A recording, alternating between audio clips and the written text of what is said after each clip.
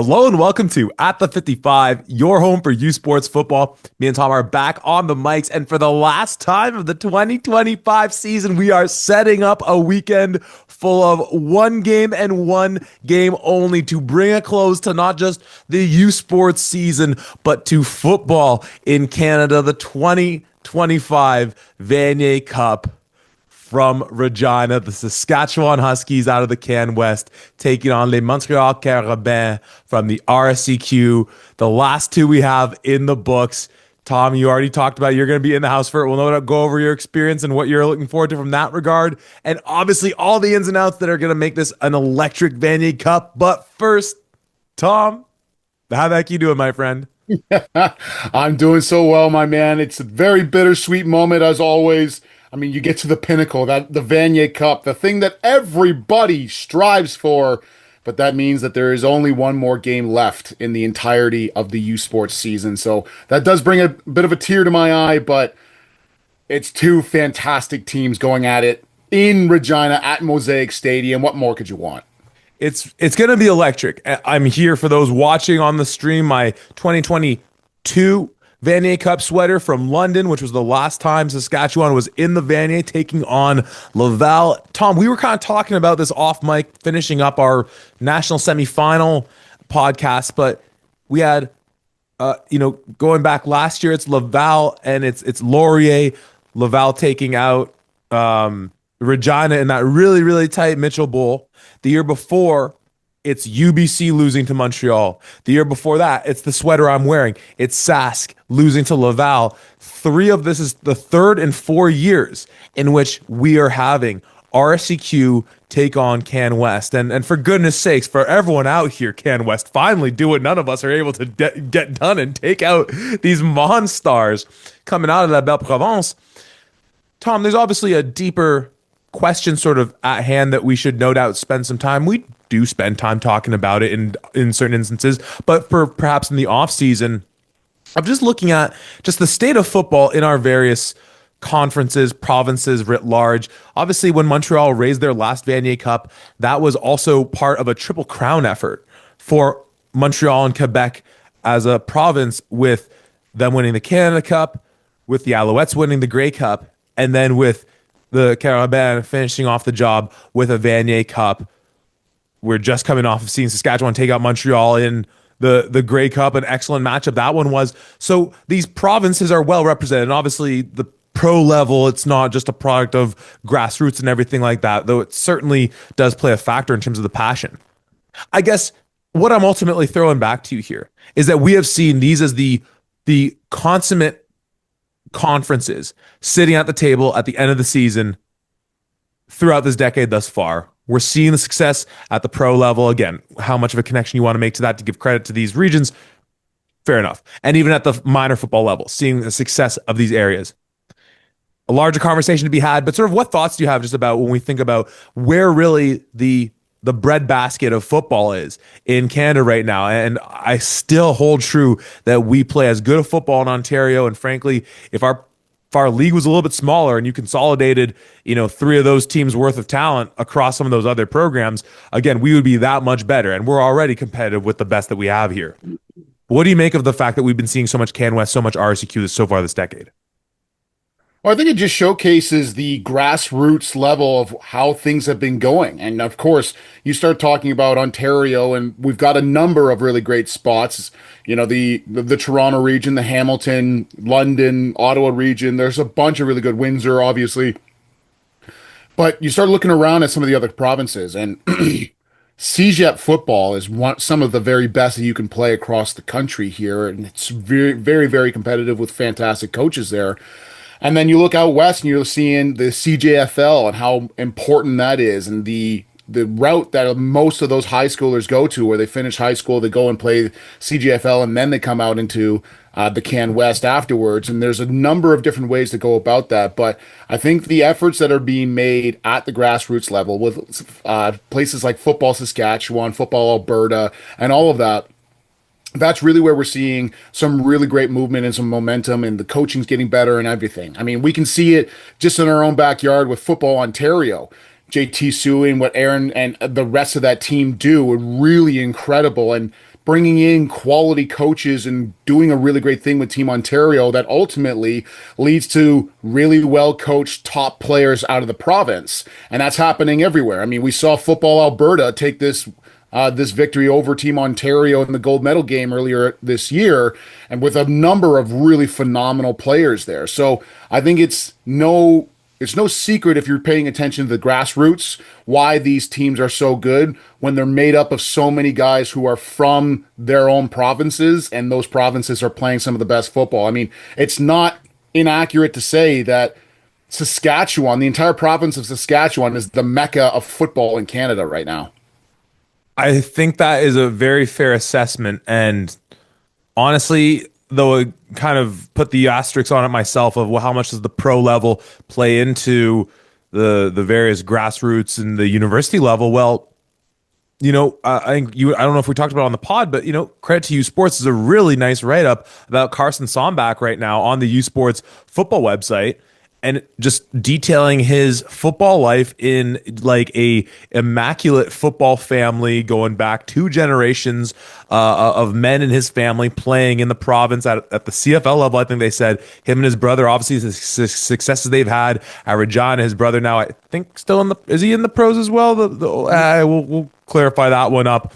But just like growing within that system, cheering for the Rough Riders. We talked about this with Daniel Weeb, like being a guy from that area, and just the melon heads out there, and then that pride of playing for your region, and then if you get that shot at the next level, and especially when you're able to then come back and be on the home team. And I'm forgetting who it was, one of the O linemen who's a Saskatchewan-born player for the Rough Riders, who they had on the post-game broadcast and just interviewing him, and like Logan so many of these. Something, right? Go ahead. Logan. Oh, was it Logan? Anyways, Furlan, was that who it was? Was it Furlan? We'll figure it out to make sure we don't piss off too many Rough Rider fans. From Melfort, Saskatchewan. Yeah, yes. Absolutely. And amongst other players on that roster from the area. So it all kind of feeds into it. It was interesting. We had that brief discussion coming off of the UTech Bowl of what is that next move for the Maritimes, for the AUS as a conference to take that leap up. Obviously, some of the conversation about expanding in the CFL over the years has talked about putting a club out there. That could obviously pay major dividends for them in terms of continuing to build that grassroots football, build that support and that sort of overwhelming community of footballness out there.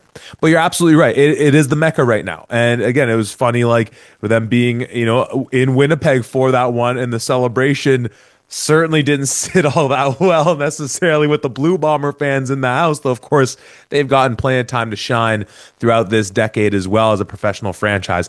Anyway, more of a larger conversation writ large to be had, and to bring in those various stakeholders. As you mentioned, our friends with Football Ontario, from the sounds of it, you might be able to have the opportunity to meet with some of the Football Saskatchewan folks in your time out there, which is a really neat bridge that is going to be fascinating for us to start to build up. But just sort of final thoughts before we dive into, I mean, again, we're going to be talking about Saskatchewan and Montreal. It's not as if we're leaving that conversation, but more so through the lens of the growth of our game within these different areas.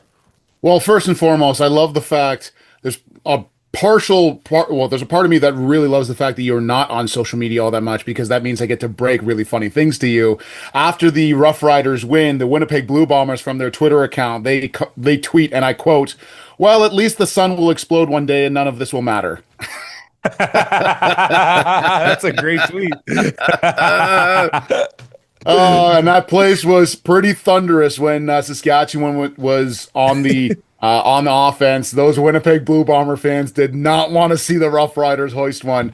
But I'm trying to picture watching your Ticats win a Grey Cup at BMO and how I would feel about that one. But please continue. Yeah, exactly. But an incredible showcase for the team. I think it means so much. And one of my favorite aspects, you talk about how much football means in Saskatchewan. They pan the camera to a couple of those Rough Rider fans that are in the stands, and a couple of them are full on crying. They're so happy for their boys, so happy for their city and everything. And I'll reiterate this again near the end of the podcast as well. But while you're listening here, Rough Rider fans, congratulations, your team's won. But get your rears in those seats in Regina. Your Huskies need you to make some noise too.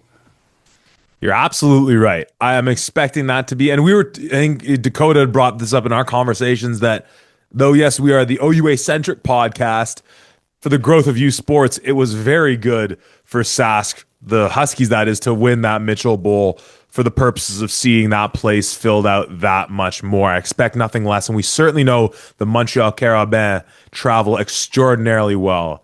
So let's get into the action. Montreal, Saskatchewan, this year's Vanier Cup. From the jump. Now, I was trying to do a little bit of research, and then what I thought was maybe going to be a little bit of research clearly showed it would be a lot more research, and I just didn't want to, was to think about that piece on not true freshmen, and that would be a whole other stat to try to track down, but first year starters. And obviously the Jake Farrell of it all is that much more made complicated as someone who took over the position midway through due to, of course, the health injuries, as we've learned over the last week or so, of Anton Ammanrud. And you were quick to say, well, obviously we look at Evan Hillock in 2021 as a true freshman or as a first-year starter, whatever you want to call him, winning a Vanier that year. But having the two essentially first-year starters matching up in this game, clearly both of them have had to go through intense psychologically, physically, and just from a football acumen standpoint, major tests to get to this point. You think about all those major matchups that Pepe Gonzalez has had to deal with at Stade Telus twice this year, having to go into Halifax for Farrell taking the position on halfway through the year, the emotion the whole team's had to deal with of learning what was going on with Anton Ammanrud, having the Battle of Saskatchewan Hardy Cup, and all these other major emotional swings.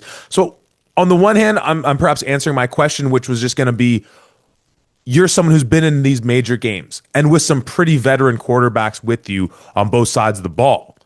When you look at it from the standpoint of young quarterbacks in this matchup, it's hard to say it sways one way or the other. But how does that aspect maybe color what you think about this with this game of the lights on, probably a very packed house with it being a local matchup for the Huskies and everything and anything that goes into that?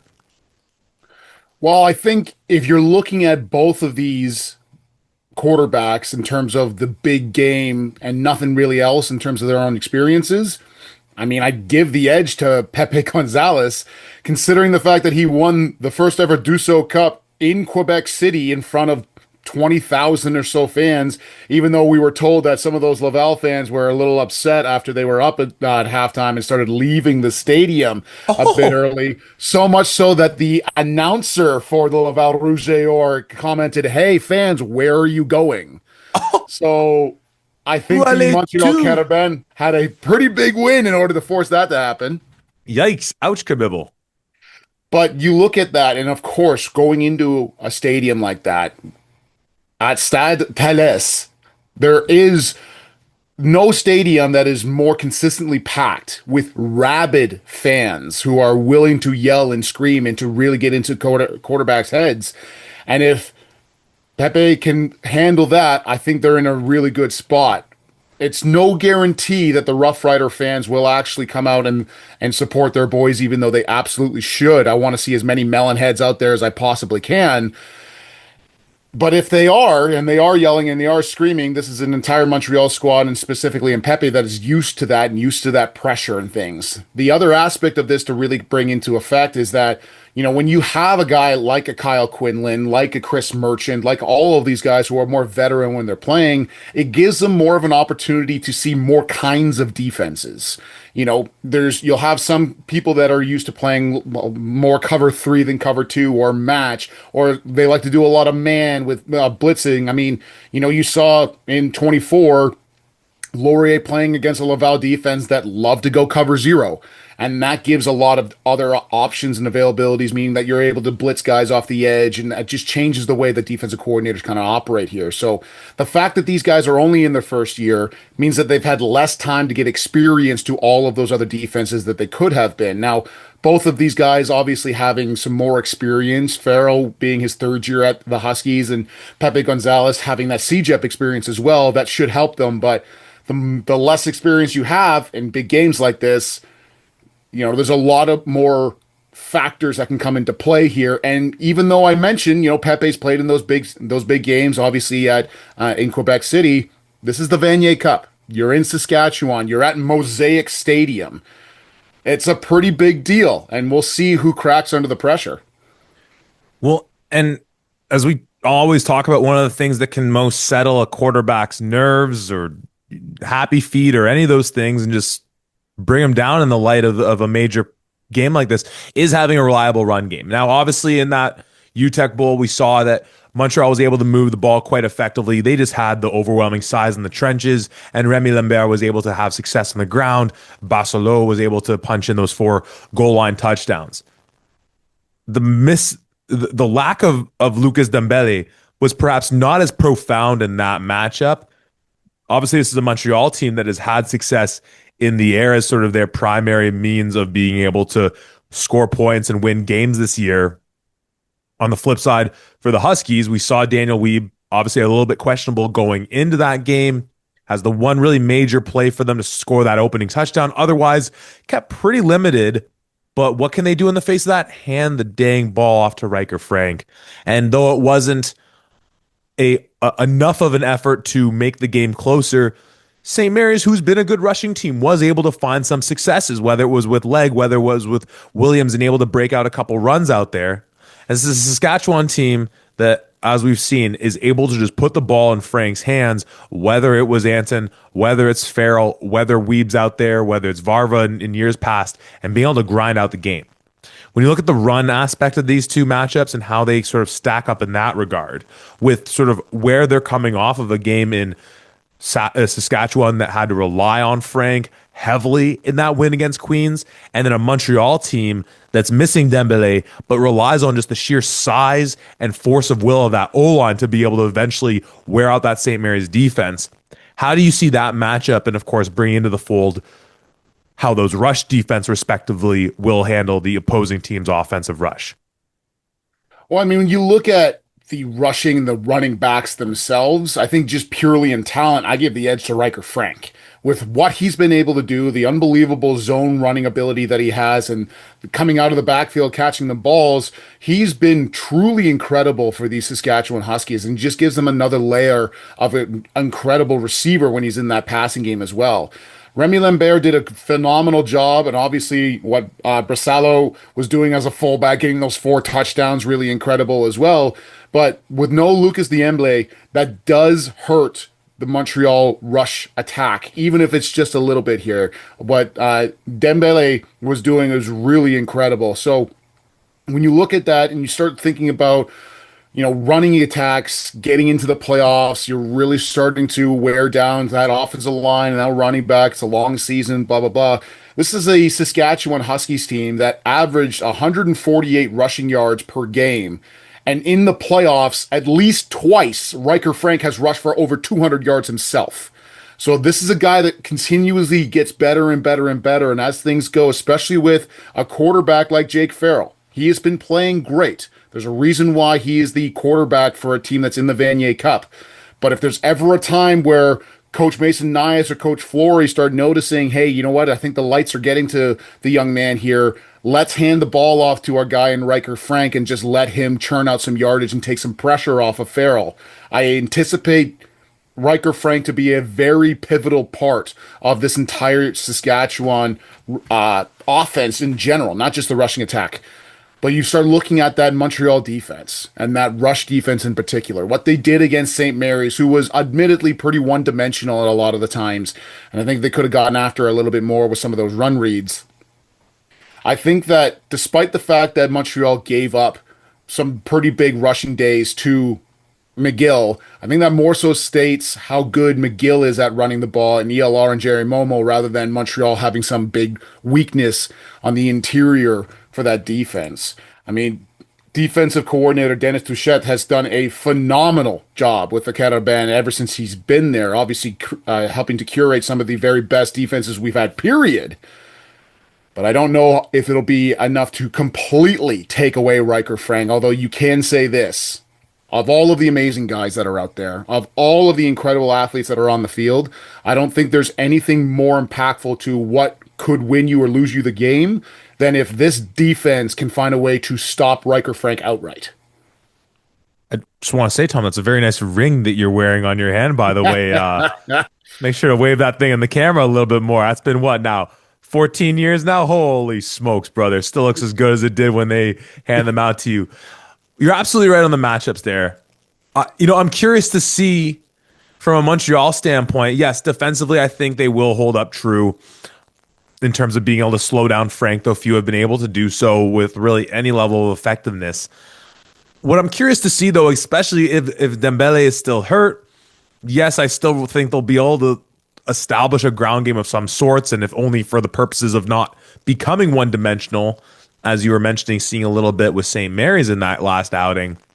But just trying to think about, well, when you add into the fact that, and we saw it on great display in that Mitchell Bowl, how effective this front seven for Saskatchewan is of not only being able to slow down the run, but also being able, only giving up 118 yards on the ground, but get into the backfield. And obviously, we've talked about the last few weeks, especially coming off of award season, him being the best the best lineman in Charlie Parks in terms of how great he's been at getting in the backfield, not just in sacks but tackles for loss.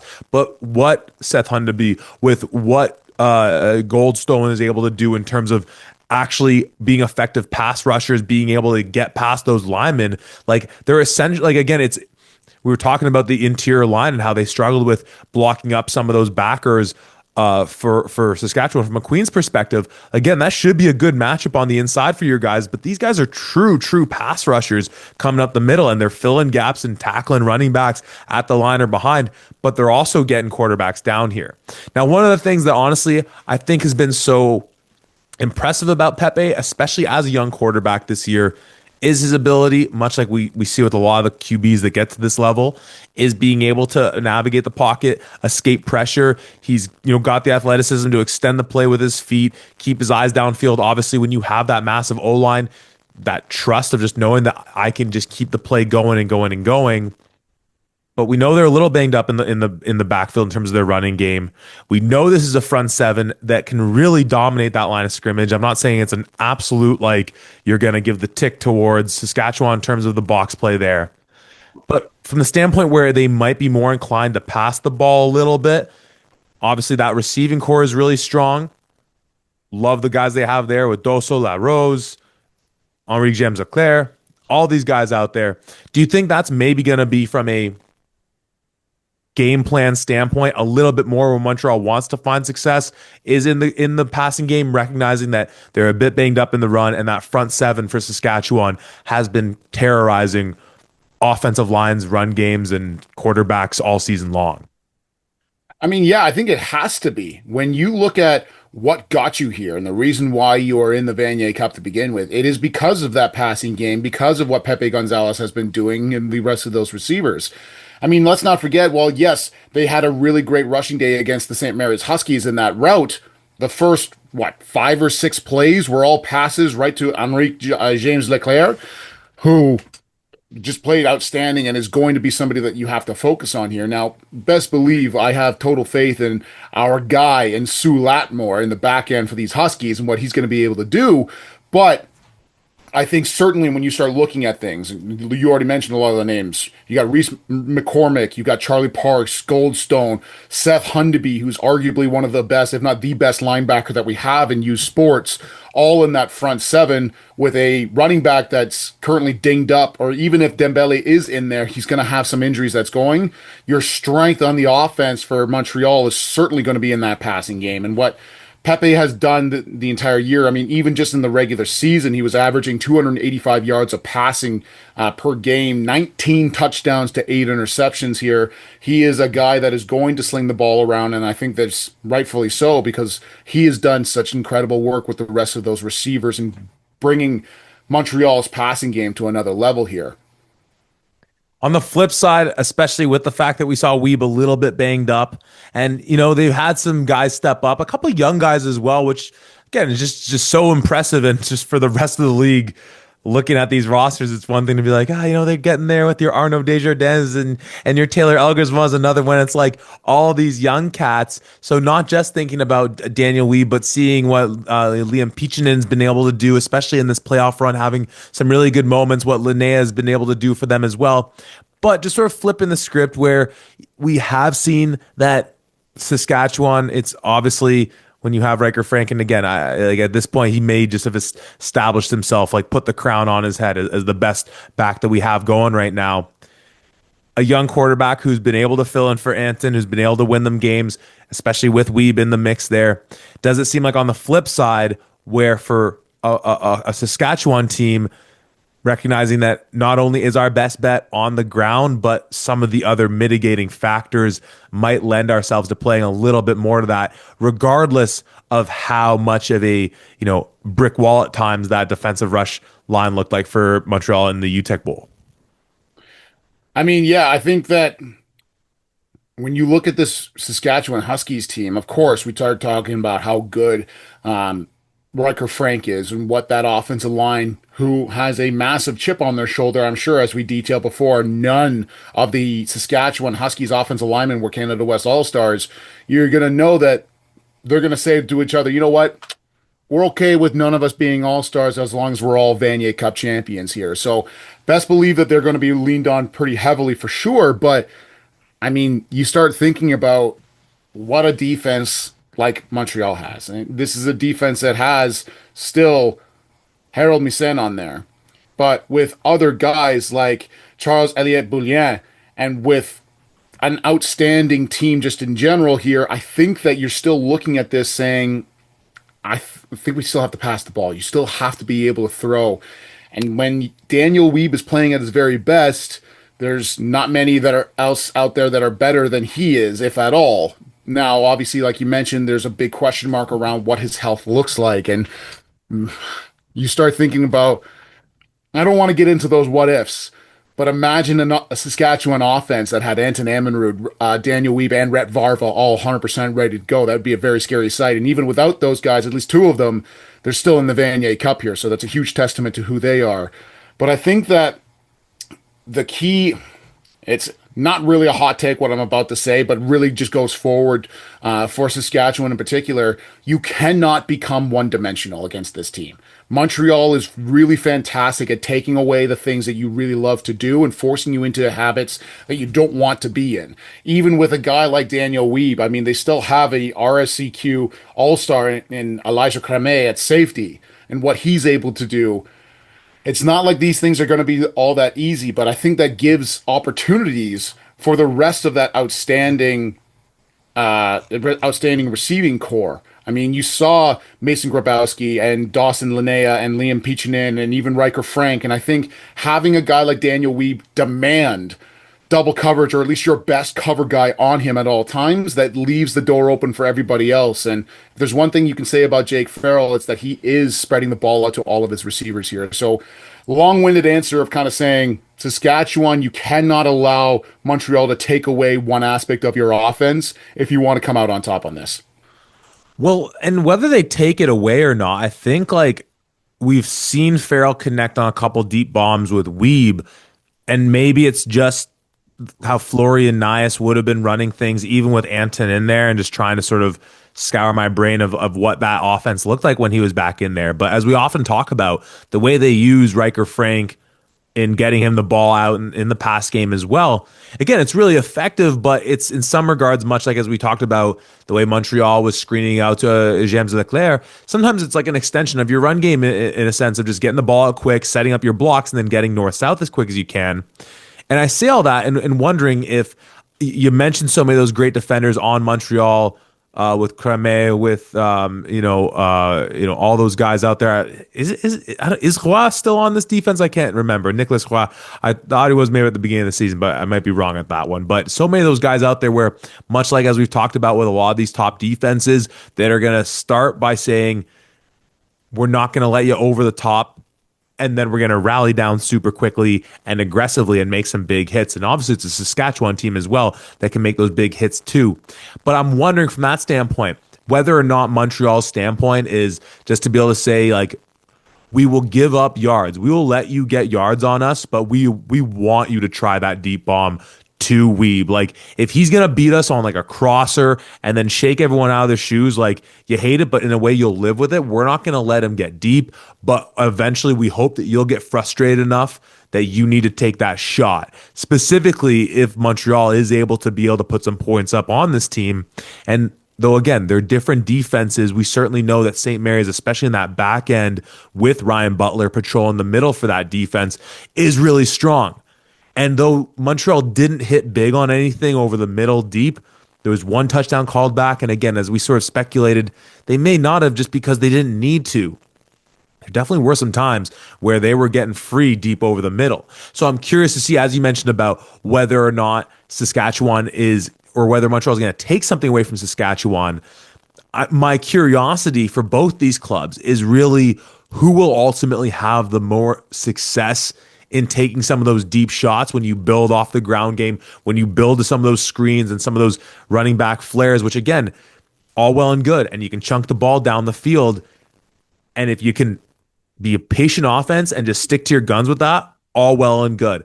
But sometimes it's that's ultimately the cheese that the defense is putting out there for the bait eventually of saying, we wanted you to finally take that shot. We've been waiting all bloody game long. The inverse is true too sometimes, when, sometimes you're saying you want the defense to close in on those things and then you take your shots. But if this defense, and I think they are in Montreal, able to hold their water, rally to the ball, make tackles on some of that shorter stuff. And again, on the year, Farrell, he's not averaging a ton per attempt. He's not getting big yardage gainers out here. He's relying on his ball and his ball players to get him those yak yards and then march the ball downfield and hand it off to Frank. That's the piece I'm tempted to see, is which of these teams sort of bites first in maybe taking those shots downfield, or is it just going to be, Luca and Floria across the field just staring down one another all game long? I'm not effing flinching, you melon farmer. You have to go first, and it maybe becomes a bit of a really. I think it will be a physical matchup, but like a full 4 quarters of just beat them up, and no one decides to try to take any explosive shots. No, I think that there will be shots down the field. I mean, when you look at what Hassan Dosso and LaRose for Montreal, and obviously Daniel Weeb, I just don't think that it should necessarily be thought of as purely like they're going to go for like a seam route every time. They're not just going to fly up the middle. Let's not forget the touchdown that Jake Frill throws in this game against Queens is that like deep in that Daniel Weeb runs, where he finds him in space in between the half and the corner, and Weeb just does his thing and fights into the end zone here. And I wouldn't be surprised to see some more like that, where you've got a guy like Weeb who's kind of knifing through the defense and doing his thing as best he can from that standpoint, rather than just, hey, I'm going to try and hit this, fly route. I'm going to take the outside corner and see if either Farrell or Gonzalez can hit me on the deep stride here. But I think that it is in the DNA for both of these teams to take shots down the field. And I don't think that going into a Vanier Cup should change that. What a lot of people, I find, don't necessarily understand, it's this idea on, you got to this game for a reason. It's not because you threw out your playbook every single week and then you came up with something brand new as things go. You found out who the core of your team is, what your philosophy is, what works well for you, and you've built off of that. There's a lot of things that you and I talked about, even referring to it on the last podcast, with this idea on making adjustments and being like, okay, we've been doing a lot of zone reads with a run capability. Now let's do a zone read with a flat route and just seeing about a pass off of that and seeing if that goes better. It's still the same core play at the heart of it, but it's a different variation to get to another spot. I think that is really where this is going to come into play, where you're doing different variations of things that really worked well for you, but at the heart of this game, you got here for a reason. Don't stray from what got you here. And I think in both cases, in the DNA of this team, of these teams, going for those deep shots is going to be a part of this game. It's just who's going to be able to connect on it, because having the ball hang up for too long against either of these defenses is never going to be a good idea. And a late November in Regina certainly doesn't lend itself towards wanting that ball to hang up there any longer than it needs to. Tom, the last aspect of this game really, I think, is worth bringing up, because I think if you've garnered nothing else from the conversation so far, this is a thoroughly well matched up Vanier Cup that we have here. And so, as often is the case in those regards, it may come down to the special teams units. And coming off of last week, and not to be making mountains out of molehills by any means, because Philippe Boyer is a Vanier Cup winning kicker punter for the Carabin. He's one of the best they have out there. But he had his first field goal that looked pretty iffy. I don't know if it was the hold, the laces, what have you. Maybe there was a gust of wind and a blocked field goal as well that the Huskies were able to, well, blown dead before they could possibly scoop it up. On the other hand, Lucas Scott has been on absolute heater for Saskatchewan, kicking, punting the ball so far for them. And then you add into the mix what Daniel Kabongo did last week, which again, for us out of the OUA, isn't a shock to see him make major plays in the return game for them. Simplistic though, and as well the punt cover team that we saw so darn effective from Saskatchewan last week. Maybe a bit simplistic, but certainly that's where, from what we've seen in the national semifinal games and just a little more consistently over the last few weeks of play from Saskatchewan, where I feel really comfortable saying I'm definitely giving an edge towards the Huskies in terms of their special teams play going into this one. Yeah, I think what we saw against last week against the Queens team was really put that over the edge. And certainly, obviously we had the benefit, if we are going to be biased towards one conference, it's of course going to be the OUA, considering we live here, we played there, and we're able to see the most amount of games here. And all year long, we have been saying how incredible Charlie Taggart's Queens special teams unit has been. And to see a Saskatchewan team be able to really execute at a high level against that kind of a team, I think really showcases how good this Saskatchewan special teams is. And shout out to Robert Payne, special teams coordinator for the Saskatchewan Huskies. What he's been able to do has been truly incredible. And certainly they are doing some really great things. I mean, you start talking about everything that's on here. The style of offense, the style of defense, what's going on in the special teams, how well matched these teams are. I mean, both of them have 8 all-stars, conference all-stars in the CanWest and the RCQ respectively. Both of them have great running backs and great running games with quarterbacks and receivers that are truly incredible to see, and defenses that really are out stout in the front seven with some ballers in the back end as well. I mean, there's a lot of things to be really excited about here, folks, if you're looking at this Vanier Cup and just the pure quality of athlete and talent that we have on the field and the coaches. My goodness, this is shaping up to be a really outstanding game. Well, with that said, Tom, I'll just leave it up to you. Anything else in terms of the commentary on the matchup that you want to dive into to investigate, or are we ready to make our final picks for the 2025 year? I mean, you start talking about the day itself and the Vanier Cup and all of the things that go into this. Even though, yes, University of Saskatchewan, you're in Saskatchewan for it, it's not your home venue. You're traveling to Mosaic Stadium, and I'm sure a lot of those kids have played in that stadium, maybe for high school championships or whatever the case. Now you're in there for the Vanier Cup. And even if that Vanier Cup is held at home, like the Laval Rouge et Or have experienced, there's little things that are different now. There's more people, more cameras, more things surrounding. Oftentimes there's a halftime show that bleeds into more and more of what you're trying to do. There's interviews beforehand. When the teams arrive on, I believe, Wednesday or Thursday, they're going to be bombarded with media who want to talk to them about what's going on here. I want interviews with people. And it's just more things that take you away from what got you there and how things have gone for you. I mean, when you start looking at what an incredible team both of these sides are, and you start thinking about the coaching staffs that also have outstanding memories from these Vanier Cups. So obviously the Montreal team side a little bit more than the Saskatchewan side, at least in recent years. This is a very well matched team. This is a very well matched game, and it took me very long until, admittedly, just now, for me to make my pick going into this one, and it's a tough one. But I'm going with the Dogs. Give me the Huskies to win this game. Mason Nias back in a Vanier Cup against the RSEQ team.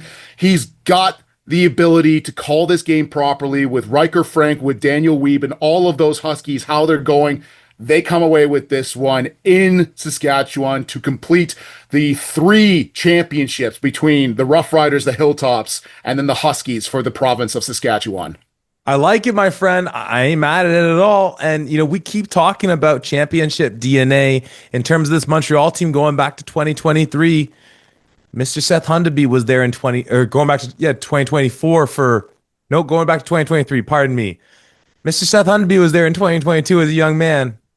Mr. John Stahl, who had maybe the hit of the weekend last week as a young man, he was there in the house. Mr. Riker Frank picking up 67 yards on the ground against Laval was obviously there in the house. Daniel Wiebe, Rhett Varva was a major part of that Saskatchewan Huskies team that year. He was in the house as well. They got the DNA. They've been on this level. They came up just short. For folks that forget, that final was 30-24 for Laval. And I'm right there with you. It's time that Saskatchewan finally plants the flag and, much like their pro team, takes care of some business that had been long awaiting for that football community. However it breaks down, I'm certain it'll be a fantastic game. Tom, you're going to be there in the house. Again, just take us through what you're sort of looking for from that vantage point, where folks can see you, where you're going to be, everything like that.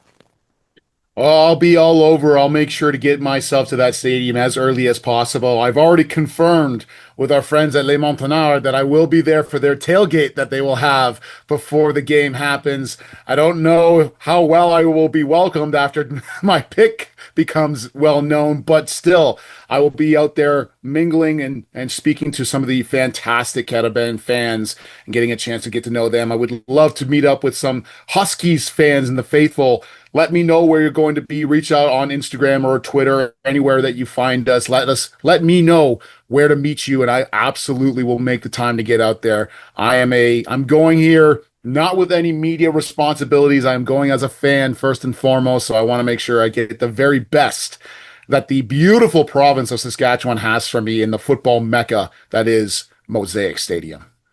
Well, when we wear our green at the 55 gear around the OUA, it doesn't lend any bias towards a team or not. So you might need to pack the black long sleeve, but I certainly hope you throw a coat on over top of whatever of our gear you're rocking, because I'm certain it's going to be a cold one. Tom, again, for the last time this season, that'll do it for our review podcast for the Vanier Cup.